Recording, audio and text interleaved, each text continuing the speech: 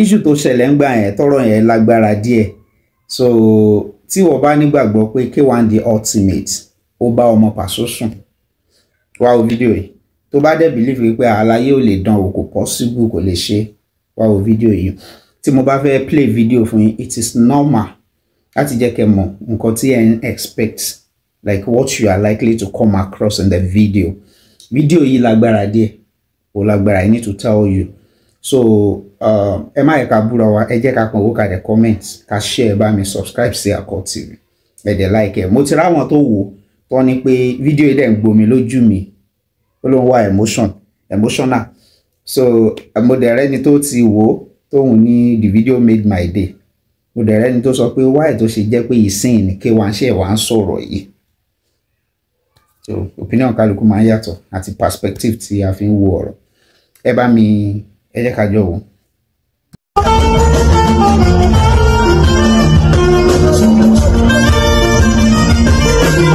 ẹ bá pẹ Nasiru Bello ọ̀la adẹ́kọ̀ súnmọ́ ní.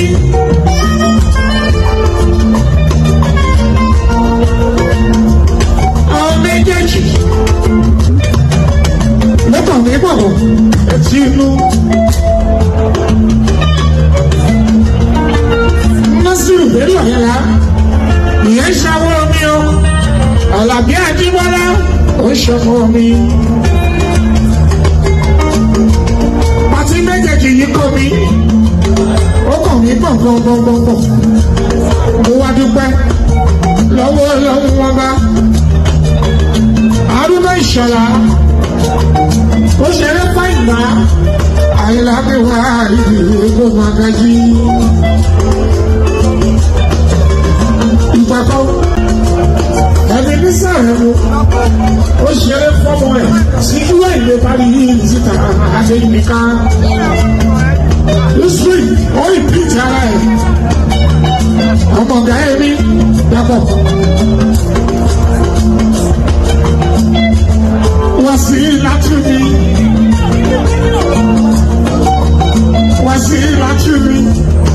ọmọ mi láti ìlú Canada ọmọ mi wà síra àríkẹ́ ẹ̀bí ọ̀gábí sí ayé gbogbogbò ayé ṣaṣaṣaṣaṣa wà síra wọ́n ti ẹ̀fẹ́ ló fọ́rọ̀ wọ́n sí wọ́n fi kàn mí nítorí wá sí láti ìlú òfin bínú. Ṣùgbọ́n mo dúpẹ́ fọ́lọ́run ọlá bí ó ṣe wáyé àyíndé inú wa sí alábàbí wàsílà inú ẹ̀ àdùn ẹ̀ ayá gágágágágágá à ń ṣe tiwọn náà ní ìrọ̀rùn wàsílà inú gágágá lọ́ra wàá gbòòrò wá sílé jíbọ́lá rẹ̀ ní àìmọye èèyàn ní òrò wípé ìjọba jọ ṣe ó wá ìjọba jọ ṣe àìmọ́ra ó máa ń sọ oríṣiríṣi wọ́n ní wàásù ìwé wọ́n ti mẹ́wàá àìsí náà rí wọ́n ló fọ́fọ́ pàṣẹ máa rẹ̀ mi. iṣẹ́ yìí gbà ládùúgbà bẹ́ẹ̀ ṣọkọ ọmọ yìí olúwayé ní ìfújì aráyé burú ṣùgbọ́n bẹ́ẹ̀ ni ò tiẹ̀ rí o ó sì ní ìròyìn lọ.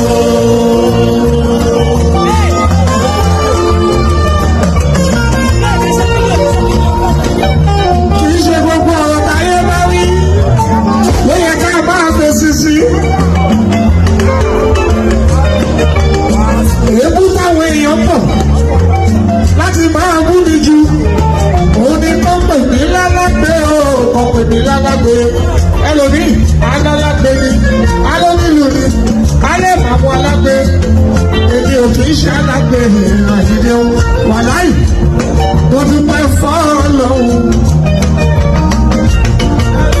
Wàsíù mi àyídé ọba tó jí tó lò bá ó. Ara mi, bàbá jẹ̀kọ́ àtàríjẹwé. Olúkọ ṣayé rẹ̀ ó jẹun kù fáwọn o. Àyẹ̀sán ṣayé rẹ̀ ó jẹun kù fáwọn o. Ọ̀rọ̀gún lè rà ó jẹ tiẹ̀ kù fáwọn màá jẹ ní pàkó jíbọ́lá ó sún mi yọ̀yọ̀.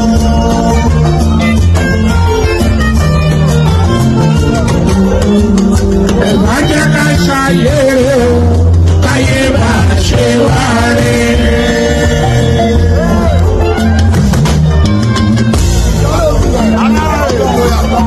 Èyí tí wọ́n ṣe lẹ́nìí ẹja pé náà sí ìlú mélòó oṣù mọ́bí àyílá.